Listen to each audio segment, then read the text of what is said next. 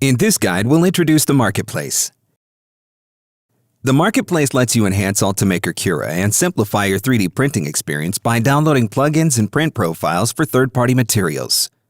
To get unlimited access to the Marketplace, first sign in with your Ultimaker account. Click Sign In at the top right. You can create an account or sign into an existing account. Now that we're signed in, let's open the Marketplace. The Marketplace is separated into 3 sections: plugins, materials, and installed content. Featured plugins add integration with leading software applications, such as Autodesk Inventor or Siemens NX. Community-developed plugins add functionality and integration tools to Ultimaker Cura. Unsure which plugin to use? The rating system helps you to find the best plugins faster. Give back to the community and let others know your opinion by rating the plugins you've installed.